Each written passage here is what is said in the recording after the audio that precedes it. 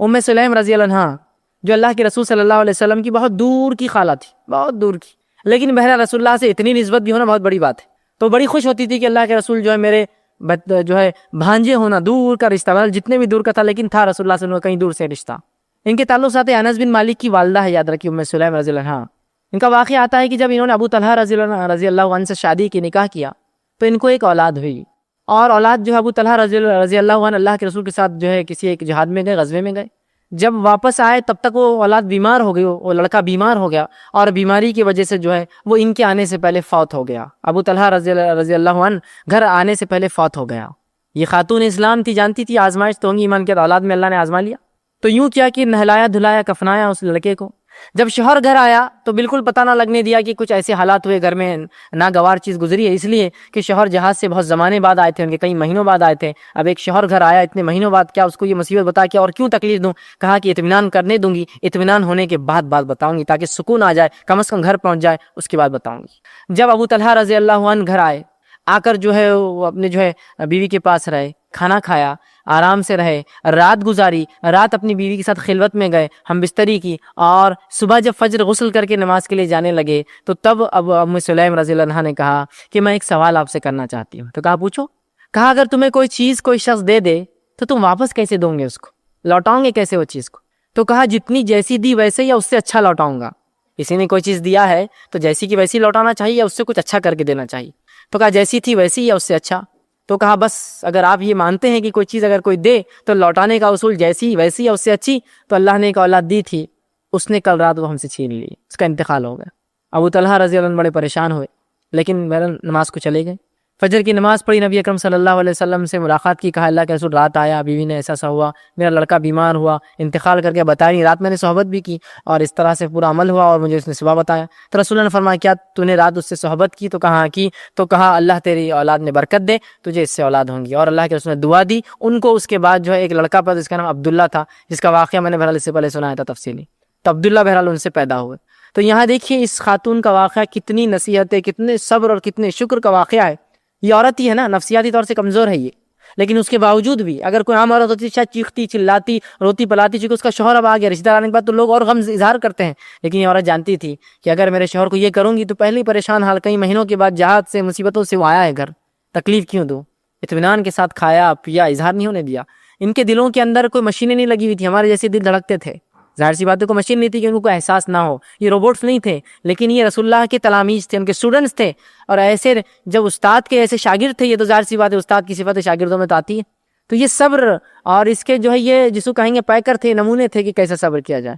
تو یہ واقعات آپ پڑھیے تب آپ کو صبر سمجھ، اولاد کا نقصان تو پڑھیے ام سلیم کا واقعہ، یہ صبر دلائیں گا، یہ سکھائیں گا صبر کیا ہوتا ہے، یہ سکھائیں گا کہ کیا ہوتا ہے کہ جب کوئی چیز دے لے لے تو اس کا حق تھا، اللہ نے دیا لے لیا، کیا کروں میں اس سے زیادہ؟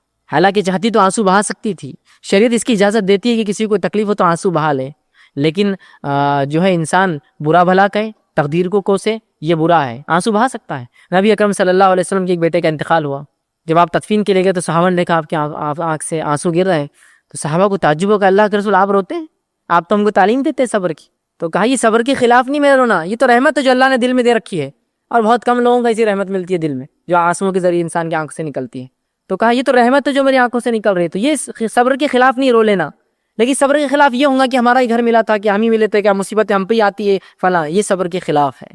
تو صبر کیجئے اور ایسے واقعات پڑھیے، جب ان لوگوں کے واقعات پڑھ کے ان کے نقصانات کو آپ دیکھیں گے اور ان کے صبر کو دیکھیں گے اور اس کے باوجود ان کے شکر کو دیکھیں گے اور اللہ نے کیا بدلہ دیا اس صبر کا جب دیکھیں گے، اس دنیا اور آخرت میں تو بہرحال بہت زبردست ان کے لیے بدلے ہوں گے، تو پھر ہمیں بھی ہماری نفسوں میں بھی ایک جوش جذبہ آئیں گا، ہم بھی ایسی قربانیاں دیں اور آزمائشوں پہ اپنے نفس کو صبر کی طرف متوجہ کریں۔ تو اللہ کی کتاب کی تعلیم حاصل کیجیے، نبی اکرم صلی اللہ علیہ وسلم کے زمانے جو ہے احادیث کا جو مطالعہ کیجیے، جس میں بہترین صبر کے شکر کے واقعات آئیں گے، ان واقعات کو پڑھنے سے ہماری نفس میں بھی شکر ہوگا، اور جب ہم سمجھتے ہیں کہ آزمائش آئیں گی ایمان ہے، اور جب آزمائش آ جائیں گی تو یہ واقعات ہم کو مضبوط کریں گے کہ اگر وہ لوگ صبر کر سکتے ہیں ہم بھی کوشش کریں گے اپنے رب کو خوش کرنے کے لیے۔ اور جب بھی آپ اور ہم صبر کریں، یاد رکھیے اس کے لیے نیت ضرور کریں، اس صبر کا بدلہ طلب کریں اللہ سے، ہمیشہ طلب کرنا، کیونکہ صبر کا بدلہ سوائے جنت کے اور کچھ نہیں، یاد رکھیے طلب کرنا، اللہ میں صبر کر رہا ہوں اس پر، مجھے تو اس کا بدلہ دے۔ اس لیے کہ رسول نے فرمایا کہ احتساب ہونا، صبر کے ساتھ احتساب کرے، احتساب یہ کہ اللہ بدلہ دے مجھے اس کا،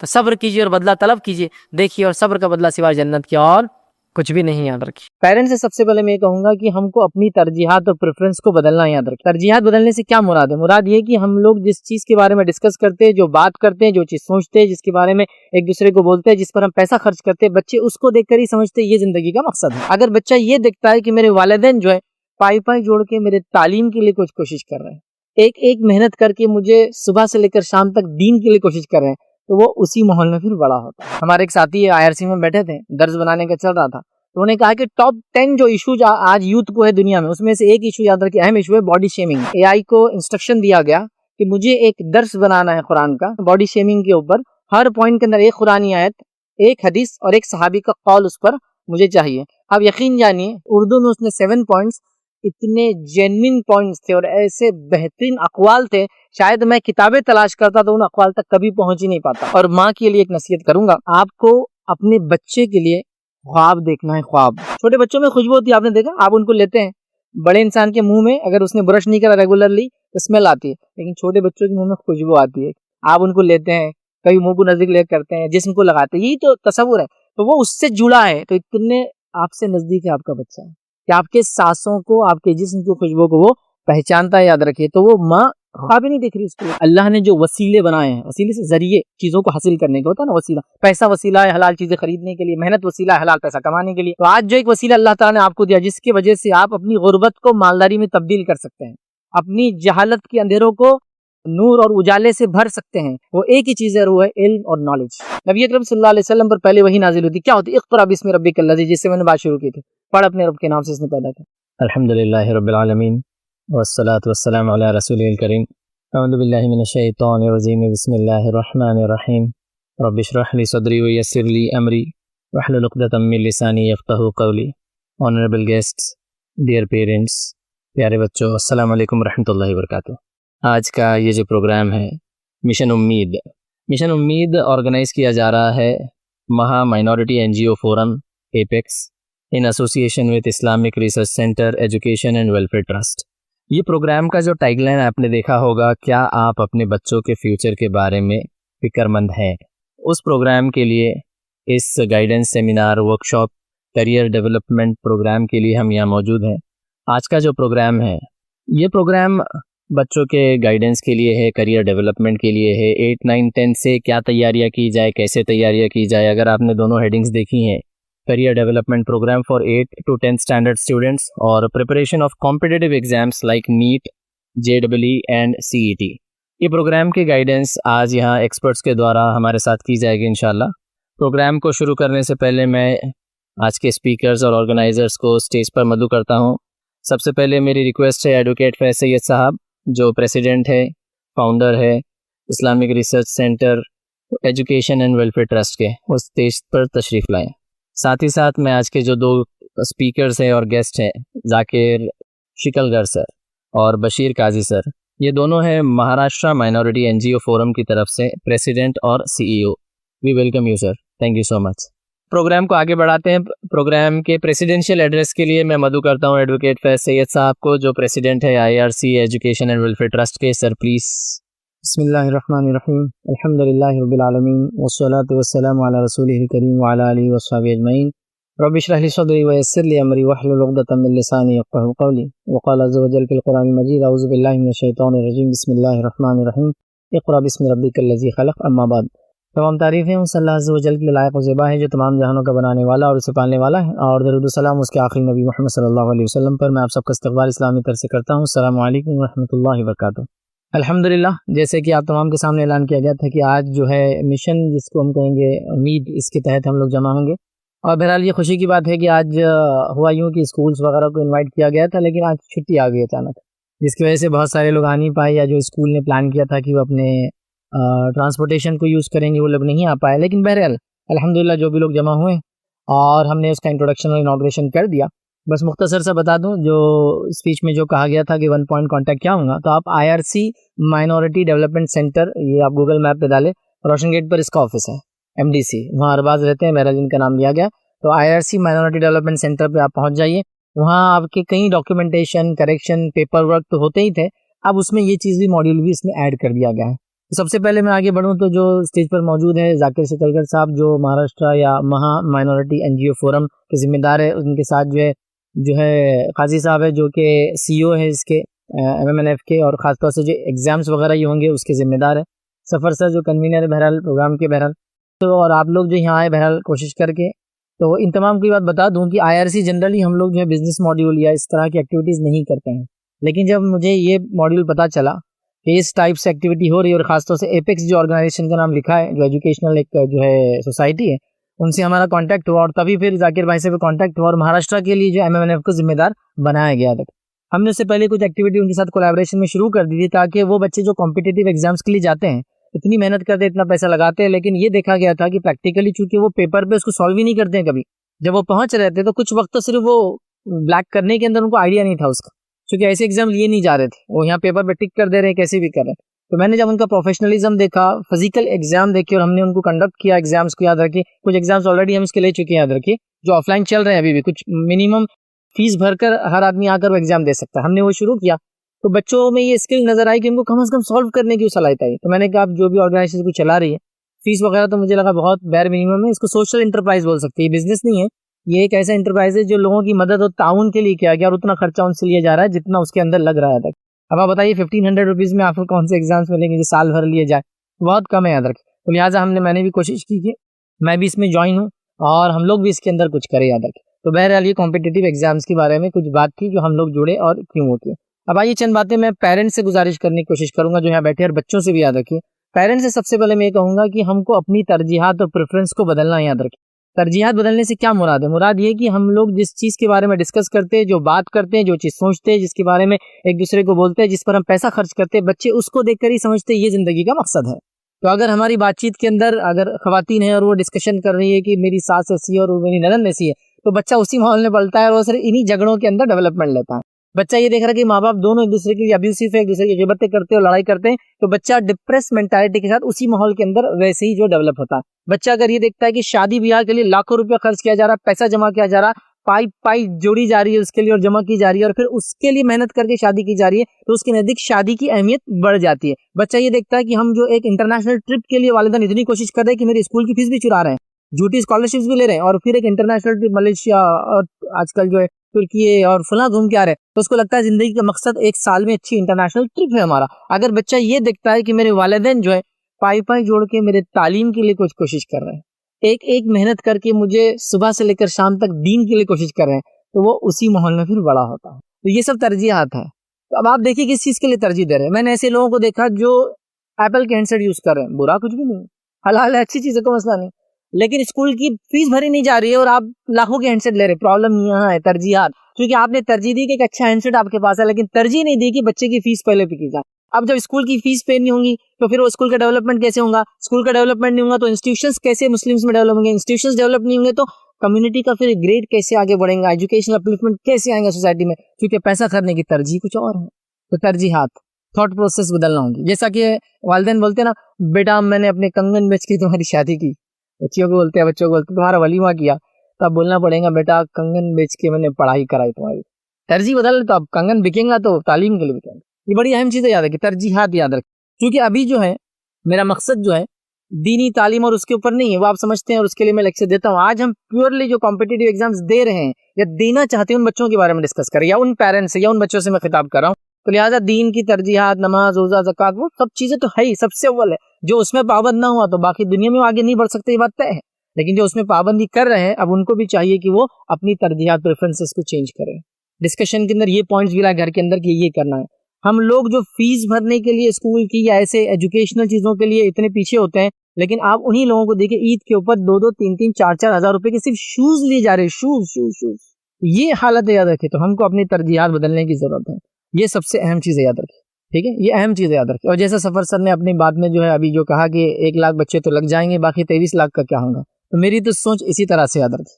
جنرلی میرے کوئی لیکچرز اگر کمپٹیٹیو ایگزامس کے بارے میں سن لیں گا تو وہ آئیں گا بھی نہیں، وہ بولیں گے آپ نے یہ رکھے کیسے پروگرام کہ آپ اتنا خلاف بول چکے ہیں ان کے بارے میں. کمپٹیٹیو ایگزام کے پہلے میں بول چکا ہوں. اس کا ریزن ہی یاد رکھیے کہ میری سوچ اور سمجھ یہ ہے کہ انسان کے اندر بہت مختلف صلاحیتیں ہوتی ہیں.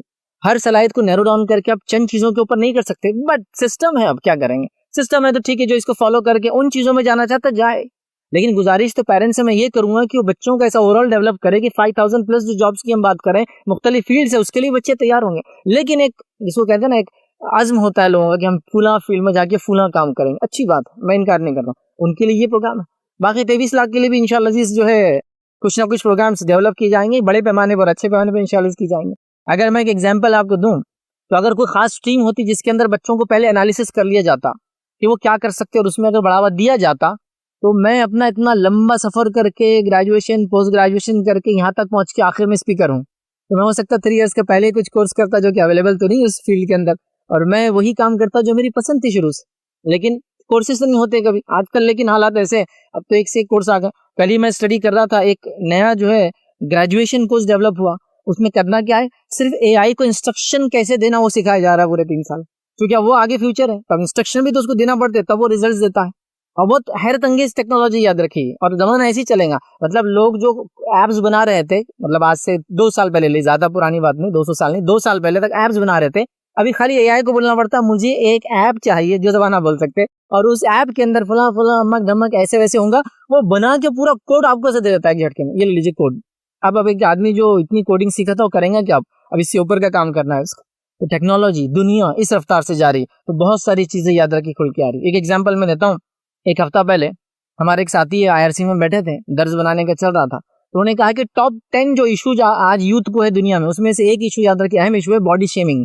لوگ ایک دوسرے کے جسم سے پریشان ہیں، ایک دوسرے کے جسم کو پریشان کرتے، تو موٹا ہے، تو زیادہ ہی دبلا ہے، تو لمبا ہے، تیری آنکھیں کیسی، تیری ناک کیسی ہے، بولتے باڈی شیمنگ ہے نا، اور یہ بہت کامن ہو گیا آج کل۔ تو کسی نے مجھے بتایا پروفائل میں بھی لکھا جا رہا ہے کہ یہ لڑکوں کی طرف سے نہیں، پہلے لڑکوں کی طرف سے ڈیمانڈ، لڑکی ایسی ایسی ہونا، لڑکیوں کی طرف سے آ رہا ہے کہ ایٹ لیسٹ پیکس چاہیے اس کو، پیٹ تو ٹمی تو چاہیے ہی نہیں، پیکس چاہیے یہاں تھوڑا سا، ٹھیک ہے، تو یہ ہو رہا تھا، باڈی شیمنگ کی جا رہی ایک دوسرے کو۔ اس میں وہ کیا کہ اے آئی کو انسٹرکشن دیا گیا کہ مجھے ایک درس بنانا ہے قرآن کا جس میں 7 پوائنٹ ہونا چاہیے، ہر پوائنٹ باڈی شیمنگ کے اوپر، ہر پوائنٹ کے اندر ایک قرآنی آیت، ایک حدیث اور ایک صحابی کا قول اس پر مجھے چاہیے۔ آپ یقین جانیے 30 سیکنڈ میں 7 پوائنٹ، اور اردو میں، تو اردو میں دیا اس نے پورا ٹائپ، اردو میں مجھے چاہیے، اردو میں اس نے 7 پوائنٹس، اتنے جینوئن پوائنٹس تھے اور ایسے بہترین اقوال تھے، شاید میں کتابیں تلاش کرتا تو ان اقوال تک کبھی پہنچ ہی نہیں پاتا۔ حضرت ابوبکر کا قول پہلے، اس پہ دوسرے حضرت عمر کا قول، اور بڑے کبار صحابہ جس میں خلفاء راشدین کی اس نے کم سے کم 5 پوائنٹ میں لیا، اور 2 میں دیگر صحابہ کے لیا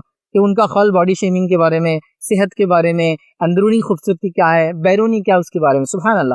تو آپ دیکھیں دنیا کہاں جا رہی ہے، تو آپ کو بہت ساری چیزیں کرنا ہے، تو میں گزارش کروں گا پیرنٹس سے اپنی ترجیحات کو بدلے، بچوں کو اس ماحول میں ڈیولپ کریں، اور ماں کے لیے ایک نصیحت کر کے اپنی بات بہرحال ختم کروں گا۔ آپ کو ایک جو میسج دینا چاہوں گا یہ ہے، ماں جو ہے ایز اے مدر، ایک عورت ہونے کے ناطے آپ کو اپنے بچے کے لیے خواب دیکھنا ہے، خواب، ڈریمز سوچنا ہے کہ وہ کیا کریں گا، اس لیے کہ جب تک مائیں خواب نہیں دیکھیں گی اس امت کی، بچے اور اگلی جنریشن کچھ نہیں کرنے والی، یاد رکھیں۔ دیکھیے باپ کا کیا معاملہ ہوتا ہے، حلال روزی کے لیے وہ اتنی انتھک محنت کرتا ہے کہ سب کچھ اس کا ٹکڑے ٹکڑے ہو جاتا ہے جسم کا، وہ ایک اپنی محنت ہے، ماں کی اپنی محنت، حلال روزی کے لیے کوئی باہر جا رہا ہے، حلال روزی کے لیے کوئی یہاں کام کر رہا ہے، حلال روزی کی ایک شہر میں رہتے ہو 12 گھنٹے دور ہے گھر سے، اور محنت کر رہا تک ٹکڑے ٹکڑے ہو جا رہا، صبح سے دکان کھولی تو رات تک بیٹھنا پڑ رہا، کسٹمر رات کو آ تو رات کو جاؤ، دن کو آ رہا، کتنا مشکل ہوتی ہے۔ تو اب خواب ماؤں کو دیکھنا ہے، کیونکہ اصل تربیت کا ذمہ بھی تو انہیں کا یاد رکھے، اس سینس میں کہ ان کے گود سے وہ بچہ نکلتا ہے، ان کے کوکھ سے پیدا ہوتا ہے، ان کے جسم سے لگا رہتا ہے، اپنی زندگی کے بنیادی سارے سال اس کے ساتھ رہتا ہے، اور کتنا جڑا ہوتا ہے ماں سے۔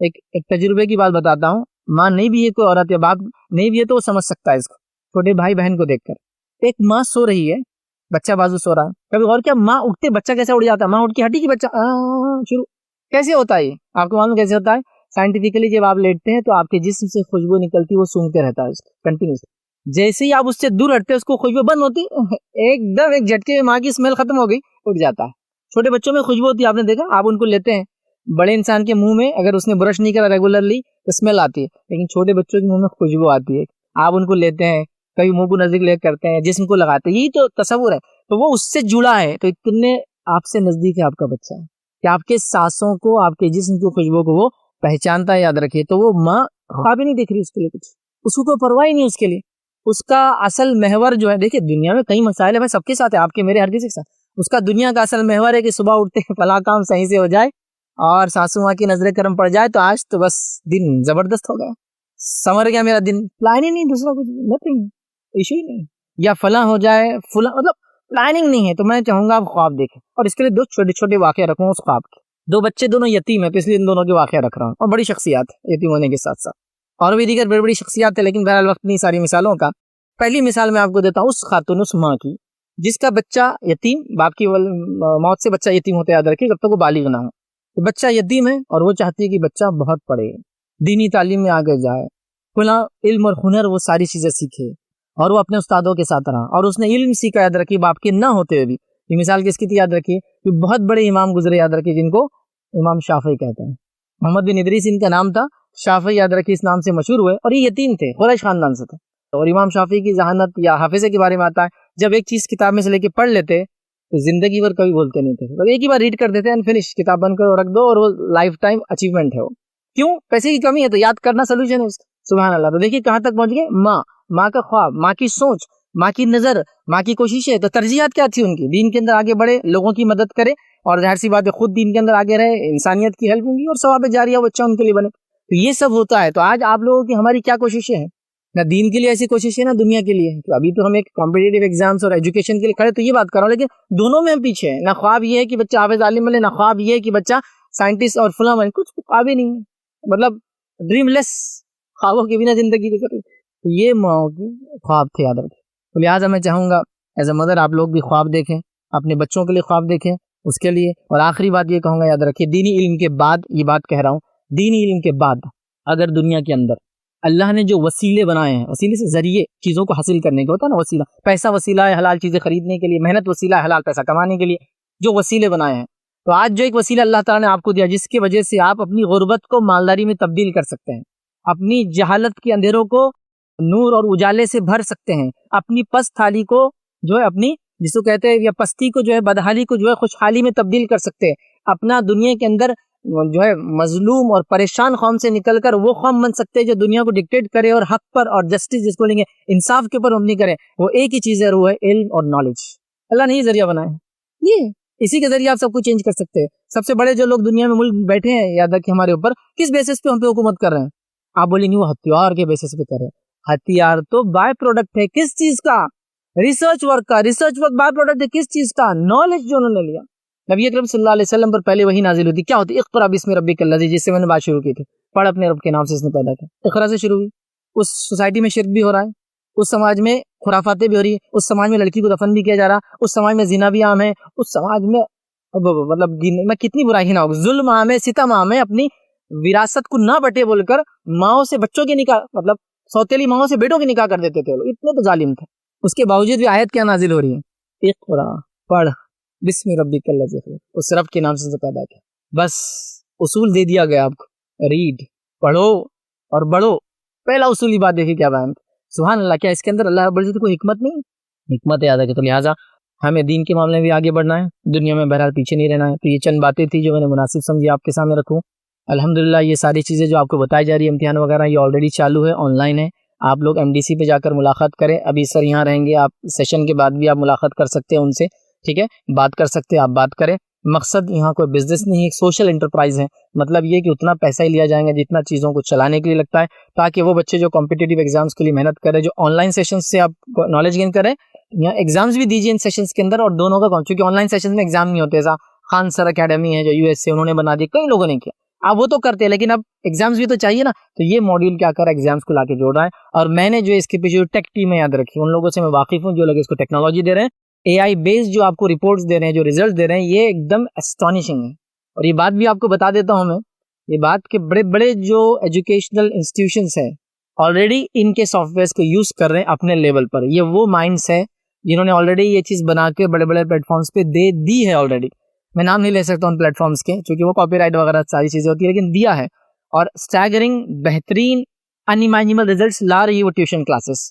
انہوں نے یہ سوچا کہ میں نے بزنس کے لیے تو یہ کر لیا، سوشل بھی تو اب کچھ کاز کے لیے کروں، تو کہا یہ امتحانات میں NGOs کے تھرو بیر منیمم چارجز جو ٹیچرس اور جو انالیسس کریں گے جو اس کے لیے لگتا ہے بیک آفس کے لیے، وہ لے کر میں لوگوں کو دوں گا.